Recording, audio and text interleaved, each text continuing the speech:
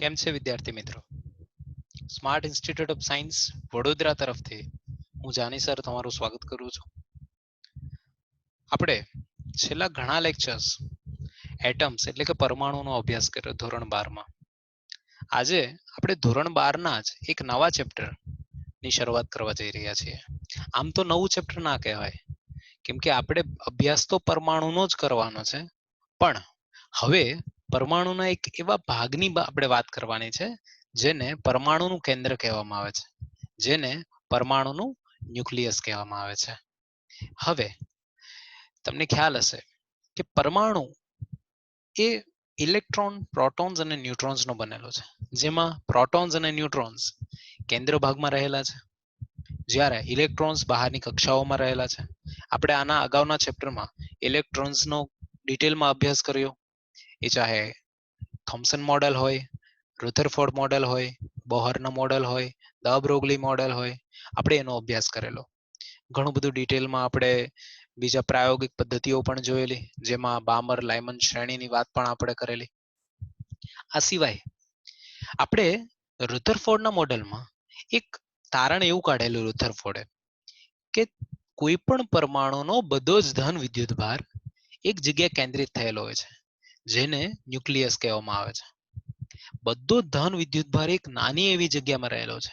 રુથરફોર્ડના વાત મુજબ તો પરમાણુનું લગભગ બધું દળ કેન્દ્રમાં કેન્દ્રિત થયેલું છે, એટલે કે આ ન્યુક્લિયસની અંદર કેન્દ્રિત થયેલું છે.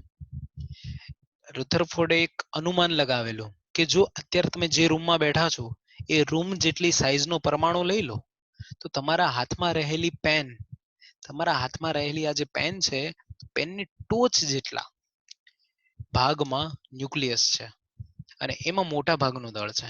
શું કામ મોટા ભાગનું? તો કે આપણને એક દળનો અંદાજ છે થોડોક, કે પ્રોટોન અને ન્યુટ્રોનનું દળ એ ઇલેક્ટ્રોન કરતા લગભગ 2000 ગણું વધારે છે. 2000 ગણું વધારે છે, તેથી થાય છે શું કે મોટું જે દળ છે, મોટા ભાગનું દળ એ ત્યાં કેન્દ્રમાં રહેલું છે.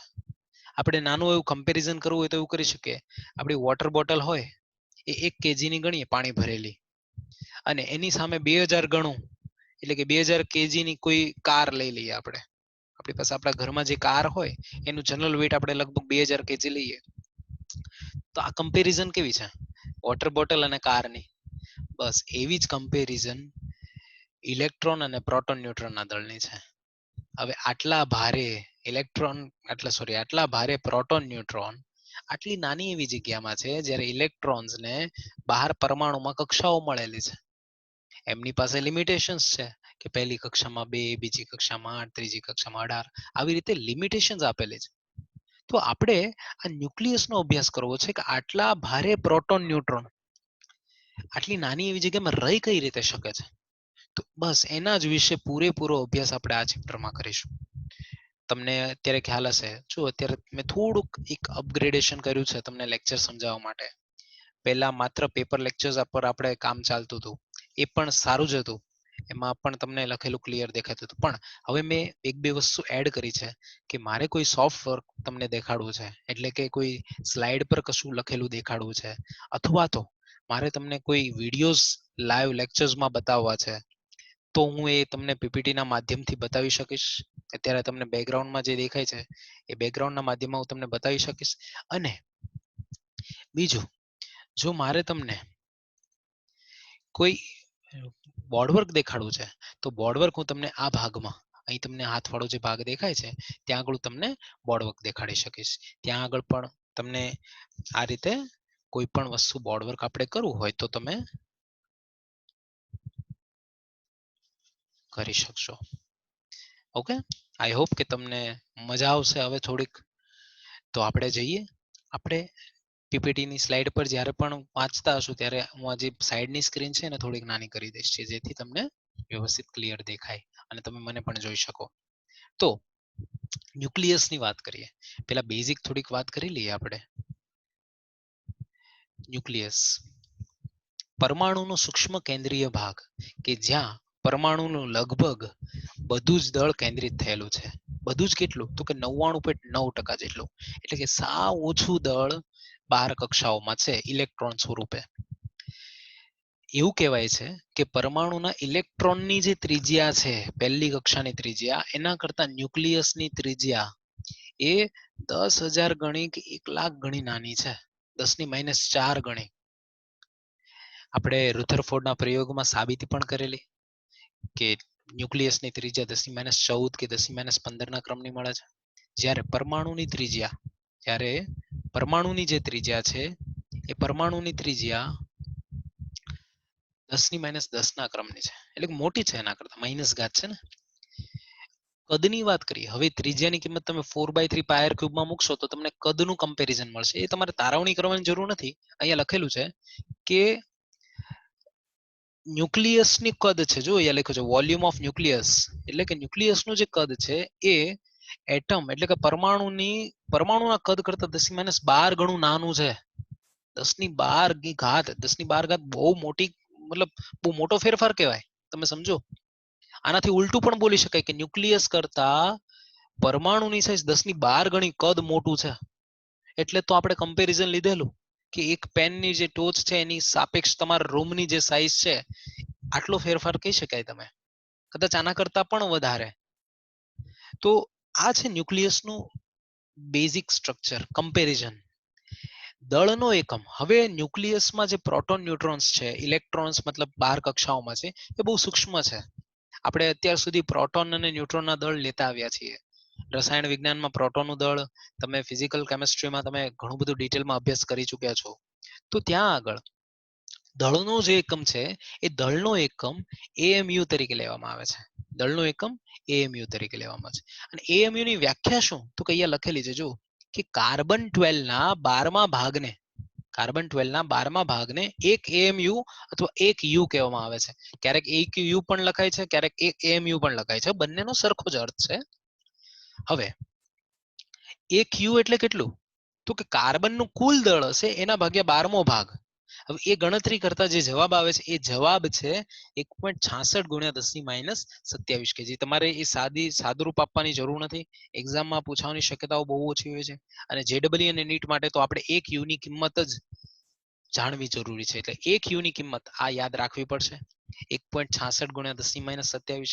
જો હજુ વધારે એક્યુરેટ લેવું હોય તો તમે એક યુ ની કિંમત 1.6605 × 10⁻27 kg લઈ શકો. મતલબ 0.5 આગળ એડ કરવું પડે. તો આપણે આગળ વાત કરીએ પાછી. એ યુના ક્રમમાં પ્રોટોન, ન્યુટ્રોન અને ઇલેક્ટ્રોનના દળ આપેલા છે. આપણી માહિતી માટે આપણે ત્રણેય દળને નોંધ કરી લઈશું. તમારે જ્યારે પણ નોટ્સ લખવાની ઈચ્છા થાય તો તમે વિડીયોને પોઝ કરીને એમાંથી નોટ્સ લખી શકો છો. ખાસ તમારા માટે જ આ નોટ્સ હું જાતે લખીને તૈયાર કરું છું, જેથી તમે લોકોને નોટ્સ પ્રોપર મળી શકે. MP તો કે 1.00727 યુ એટલે કે પ્રોટોનનું દળ. ન્યુટ્રોનનું દળ 1.00866. જો બહુ એક તો માઇનોર ડિફરન્સ છે. તમે કેજીમાં જોશો તો ખબર પડશે કે 1.6726 × 10⁻27 પ્રોટોનનું દળ છે અને 1.6749 × 10⁻27. એટલે બહુ માઇનોર ડિફરન્સ છે. 10⁻27 ની ઘાતમાં આપણે વાત કરીએ છીએ. 10⁻27 એ બહુ માઇનોર આંકડો કહેવાય, સૂક્ષ્મ કહેવાય દળનો. ઇલેક્ટ્રોનનું દળ કેટલું છે? તો કે ઇલેક્ટ્રોનનું દળ છે ME 0.00055 યુ અથવા તો 9.1 × 10⁻31 કિલોગ્રામ. તો આ ત્રણ ડેટા આપણે યાદ રાખવાના. જ્યારે પણ પ્રોટોન, ન્યુટ્રોન કે ઇલેક્ટ્રોનના દળની આપણે જરૂર પડશે ત્યારે આપણે યુના આંકડામાં અથવા કિલોગ્રામમાં કન્વર્ટ કરીને લઈશું આપણે. હવે ન્યુક્લિયસનું બંધારણ કેવું હોય? અહીંથી મેઇન ચેપ્ટર ચાલુ થાય છે. આપણે મેક્સિમમ યાદ રાખવાની વસ્તુ અહીંથી ચાલુ થાય છે. ન્યુક્લિયસનું બંધારણ કેવું હોય? તો કે ન્યુક્લિયસ ને આપણે અથવા કોઈ પરમાણુને કઈ રીતે દર્શાવી શકે? તો કે કોઈ પણ પરમાણુને આપણે અહીં જે લખ્યું છે કે ZXA આવી રીતે વાંચી પણ શકાય. અને આ X છે તત્વની સંજ્ઞા છે. તત્વનું નામ આપણે અહીંથી ખબર પડે. કઈ રીતે? તો કે તમે જો બોર્ડમાં જોશો તમને ખ્યાલ આવશે કે ધારો કે આપણને લખ્યું હોય કે O816. O816 નો અર્થ શું થઈ ગયો? આ O છે એ શું દર્શાવે? તો કે આ ઓક્સિજન છે. 8 છે એ શું દર્શાવે તો કે એમાં 8 પ્રોટોન રહેલા છે ન્યુક્લિયસની અંદર અને 8 ન્યુટ્રોન રહેલા છે, સોરી 8 પ્રોટોન રહેલા છે ન્યુક્લિયસની અંદર અને 8 ઇલેક્ટ્રોન રહેલા છે બહારની કક્ષાઓમાં. જ્યારે અહીં 16 છે એ 16 શું છે તો કે 16 કુલ છે પ્રોટોન અને ન્યુટ્રોનની સંખ્યા દર્શાવે છે. અહીંયા તમે સ્લાઇડમાં જોશો તો તમને ખબર પડશે કે ZXA માં એ છે પરમાણુ ભાર છે, કુલ સંખ્યા છે. કોની કોની કુલ સંખ્યા છે તો કે કુલ સંખ્યા છે પ્રોટોન અને ન્યુટ્રોનની. જ્યારે Z શું છે તો કે Z છે પરમાણુ ક્રમાંક એટલે કે પ્રોટોનની સંખ્યા. અહીંયા લખ્યું છે કે Z પરમાણુ ક્રમાંક, પ્રોટોનની સંખ્યા અથવા ઇલેક્ટ્રોનની સંખ્યા એટલી જ હોય, કારણ કે તટસ્થ પડે પરમાણુ લઈશું તો તટસ્થ પરમાણુમાં જેટલા પ્રોટોન એટલા જ ઇલેક્ટ્રોન હોવાના. Z બદલાય તો જ આ સંજ્ઞા બદલાશે. સમજો આ તત્વમાં ઉપરનો આંકડો બદલાશે તો આ સંજ્ઞા બદલાય નહીં. Z બદલાય તો સંજ્ઞા બદલવી પડે. જેમ કે ઓક્સિજન 8 16 છે એને જગ્યાએ જો ઓક્સિજન 8 15 હોય તો O નો O જ રહેશે અહીંયા આગળ. અહીંયા જો 8 નું 9 થઈ જશે તો તત્વ બદલાઈ જશે, 8 નું 7 થઈ જશે તો તત્વ બદલાઈ જશે. ખ્યાલ આવે છે? એટલે પરમાણુનું જે સંજ્ઞા છે એનો આધાર Z પર રહેલો છે. કુલ એ શું છે તો કે એ દર્શાવે છે પ્રોટોન અને ન્યુટ્રોનની સંખ્યા. જો ન્યુટ્રોનની સંખ્યા નથી દર્શાવતો ઉપરનો એ દર્શાવે છે પ્રોટોન અને ન્યુટ્રોનની સંખ્યા દર્શાવે છે. તો A - Z એ ન્યુટ્રોનની સંખ્યા દર્શાવે છે આપણને. પ્રોટોન કે ન્યુટ્રોનનું સામાન્ય નામ છે ન્યુક્લિયોન. આ ચેપ્ટરમાં હું ન્યુક્લિયોન જ્યારે બોલું, ખાસ શબ્દ નોંધ કરવા જેવો ખરી કે જ્યારે હું આ ચેપ્ટરની અંદર ન્યુક્લિયોન એવો શબ્દનો ઉપયોગ કરું તો તમારે સમજવાનું કે હું પ્રોટોન અથવા ન્યુટ્રોન બેમાંથી કોઈ પણ એકની વાત કરતો હોઈશ. હું નહીં પ્રોટોન બોલું નહીં ન્યુટ્રોન બોલું, બંનેનું સામાન્ય નામ એટલે ન્યુક્લિયોન. અને આપણે આ ચેપ્ટરની અંદર ન્યુક્લિયસનો અભ્યાસ કરવાના છીએ, એટલે બહારના ઇલેક્ટ્રોનની ચિંતા નહીં કરીએ. તો જ્યારે માત્ર ન્યુક્લિયસનો અભ્યાસ કરવામાં આવે છે ત્યારે તેને ન્યુક્લાઇડ એવું પણ કહેવામાં આવે છે. જો લખેલું છે કે જે ન્યુક્લિયસનો અભ્યાસ કરવો હોય, ઇલેક્ટ્રોનને આપણે ગણવાના નથી, એટલે બહારની કક્ષાઓને ધ્યાનમાં લેશું નહીં, તો એ ન્યુક્લાઇડ કહેવાય. જેમ કે અહીં જો તમે એક ઉદાહરણ આપેલું છે મેં કે 79 AU 197, એનો અર્થ શું થયો કે આમાં 79 પ્રોટોન છે, 197 કુલ સંખ્યા છે, જ્યારે 118 એ 118 ક્યાંથી આવ્યો તો કે 197 માંથી 79 બાદ કરો 118 આવી જશે, જે ન્યુટ્રોનની સંખ્યા છે. એટલે આપણે બેઝિકલી શું યાદ રાખવાનું, આપણે આ સંજ્ઞા યાદ રાખવાની કે ZXA, જેમાં Z એ પ્રોટોન સંખ્યા, A કુલ ન્યુક્લિયોનની સંખ્યા, કુલ ન્યુક્લિયોનનો અર્થ થાય પ્રોટોન વત્તા ન્યુટ્રોન, અને એમાંથી જો Z બાદ કરીએ તો આપણને મળે છે ન્યુટ્રોનની સંખ્યા. આગળ હજુ વાત કરીએ આપણે પરમાણુઓના પ્રકાર કેટલા હોય તો કે પરમાણુઓના પ્રકાર 4 રીતે પડે. એમાંથી સૌથી પહેલો પ્રકાર છે જ્યારે બે પરમાણુઓને એકબીજાના સમસ્થાનિકો કહેવામાં આવે છે. સમસ્થાનિકોનો અર્થ થાય આઇસોટોપ્સ.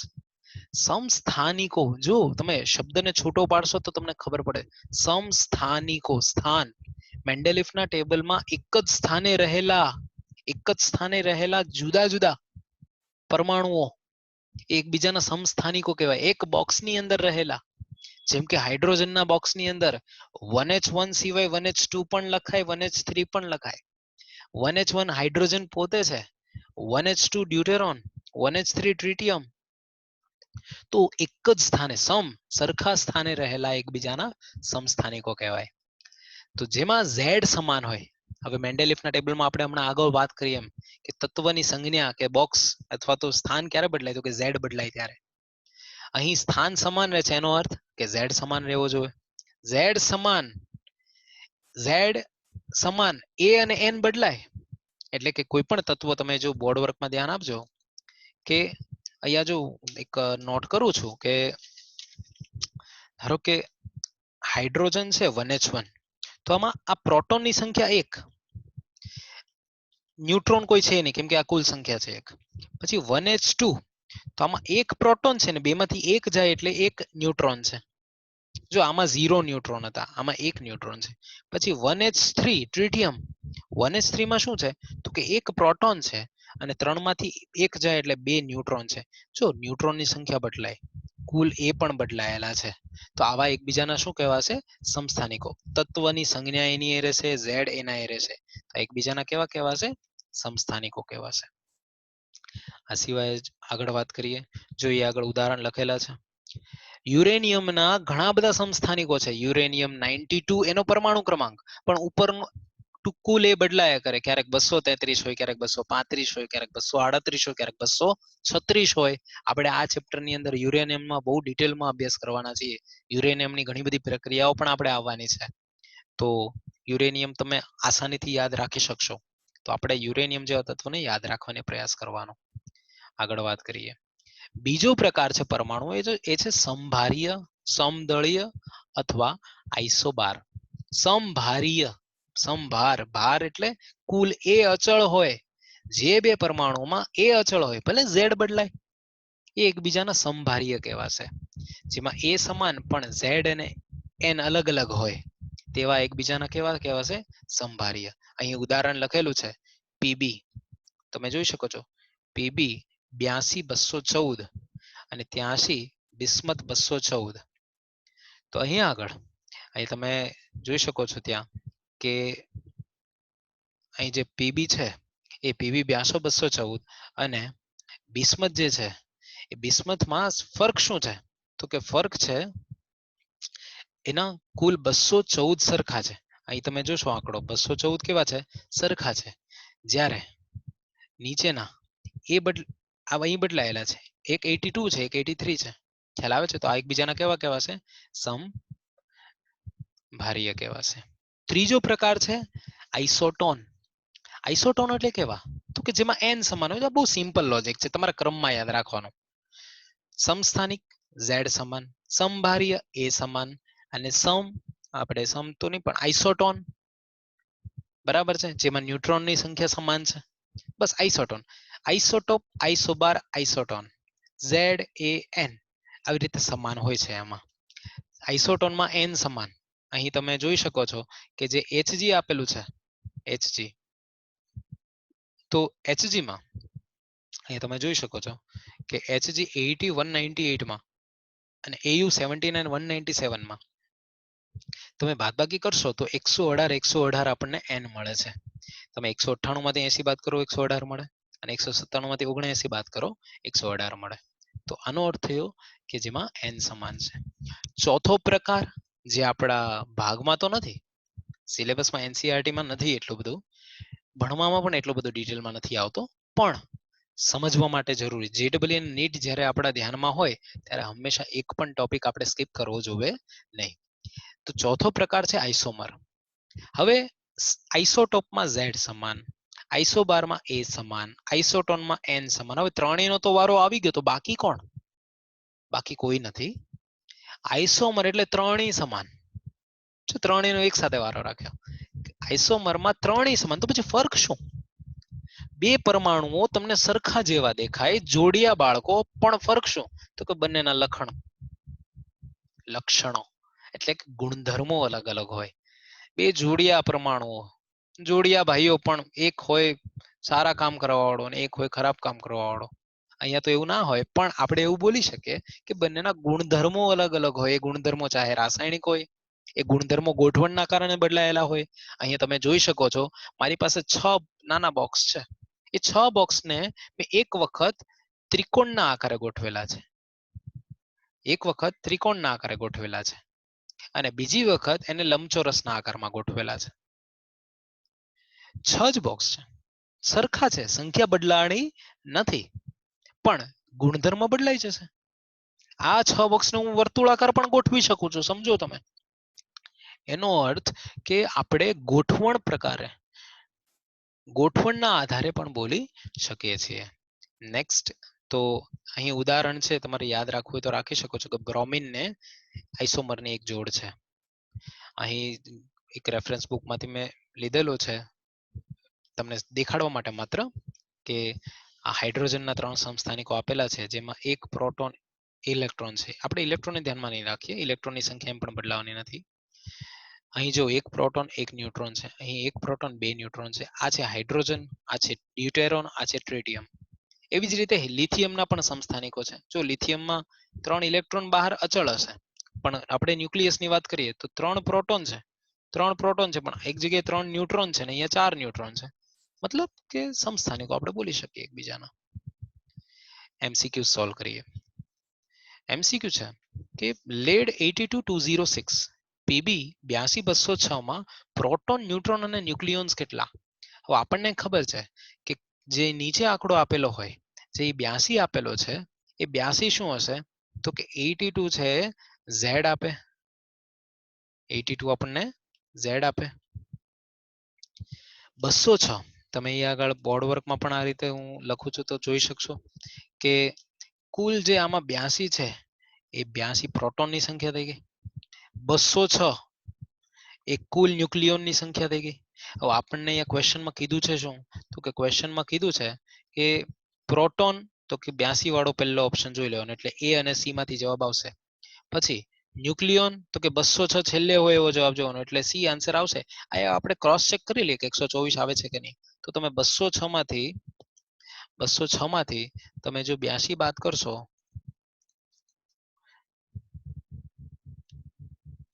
તો તમને 124 મળી જશે.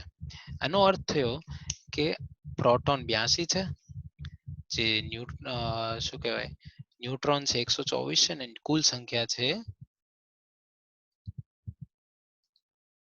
કુલ સંખ્યા કેટલી છે આપણી પાસે? તો કે 206.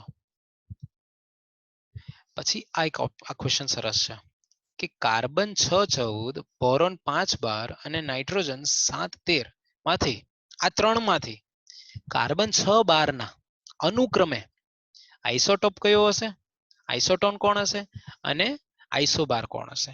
તો કે એના માટે આપણે ફરીથી બોર્ડ વર્કમાં જોઈએ. તો કે બોર્ડ વર્કમાં ધ્યાન આપજો, ત્યાં આગળ હું તમને સમજાવું છું. તો કે કોનું આપણે જોવાનું છે? કાર્બન 612 નું. સૌથી પહેલો જોવાનો છે આઇસોટોપ. આઇસોટોપમાં તમારે એક વસ્તુ ધ્યાન રાખવાની કે કાર્બન નો કાર્બન જ હશે, કેમ કે ઝેડ બદલાતો નથી.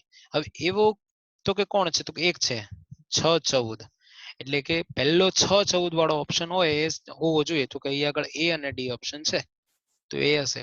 પછી બીજું શું કીધું? આઇસોટોન, એટલે કે એન સમાન હોય. હવે એન સમાન માટે શું જોવાનું? તો કે આમાંથી 12 માંથી 6 જાય એટલે 6 નાઇટ્રોજન છે. તો આપણે આ બે માંથી હવે જોવાના, ઉપરના જે બે આપેલા છે એ બે માંથી જોવાના કે 6 વાળું કોણ છે? તો કે અહીંયા આગળ 5 5 5 ને 5 10 7 છે, જ્યારે અહીંયા આગળ 7 7 ને 6, જો 6 નાઇટ્રોજન હશે, 6 ન્યુટ્રોન છે આમાં. 13 માંથી તમે 7 બાદ કરશો તો જે નાઇટ્રોજન 7 13 છે એ શું થઈ જવાનો? એનો આઇસોટોન થઈ જવાનો. ખ્યાલ આવે છે? પેલો આઇસોટોપ છે અને ત્રીજો આઇસોબાર, એટલે કે એ સમાન હોય. એ સમાન હવે એમ પણ ઓપ્શન એક જ વધ્યો કે ઉપર સંખ્યા સરખી હોય એવો કોણ છે? તો કે બોરોન 12 વાળો. તો કે બોરોન 5 12. ખ્યાલ આવે છે? તો આ શું થઈ જશે? આપણે આઇસોબાર થઈ જશે. તો જવાબ શું આવશે? કાર્બન, નાઇટ્રોજન અને બોરોન વાળો જે આન્સર હશે એ આપણો જવાબ હશે. એટલે કે આન્સર કેવો આવશે? આન્સર વિલ બી એ. ખ્યાલ આવે છે? તો બેઝિક ન્યુક્લિયસની માહિતી, ન્યુક્લિયસની બેઝિક માહિતી આપણી પાસે છે. હવે આપણે આવતા લેક્ચરમાં ફરીથી થોડુંક ન્યુક્લિયસમાં પાછું આગળ વિચારશું. જો અહીં તમને ખાસ એક માહિતી એ મળી જશે, આ લેક્ચર્સનો બેનિફિટ એ છે કે 30 મિનિટનો એવરેજનો સમય હોય છે આપણા લેક્ચર્સનો, પણ આપણે મેઇન બધા જ પોઈન્ટ્સને પણ ડિસ્કશન કરીએ છીએ. જ્યાં જરૂર પડે તારવણી, ત્યાં તારવણી પણ કરીએ છીએ. દરેક ટોપિકને જેડબલઈ નેટ સુધીના લેવલ સુધી લઈ જઈએ છીએ. હા, જ્યાં જ્યાં જરૂર પડે ત્યાં આપણે લઈ જશું. અમુક ટોપિક એવા હશે કે જે માત્ર બોર્ડ લેવલ પર હશે, તો આપણે એનું પણ ડિસ્કશન ત્યાં લેવલે કરીશું. તો તમે લોકો દરેક લેક્ચર્સને જોતા રહો. ખાસ ચેનલને ફોલો કરો, ચેનલને સબસ્ક્રાઇબ કરો અને બેલ આઇકન પર ટિક કરો, જેથી જ્યારે પણ નવો લેક્ચર્સ અપલોડ થાય છે ત્યારે તમને નોટિફિકેશન મળી જાય. Smart institute of science Vadodara admissions open છે. જો વડોદરામાં તમારું કોઈ સગુવાલું રહેતું હોય તો તમે એને ચોક્કસ નામ જણાવી શકો છો. તો થેન્ક યુ વેરી મચ. આજ માટે આપણે આટલું રાખીએ અને વધારે પાછા આગળ જઈશું. Thank you very much.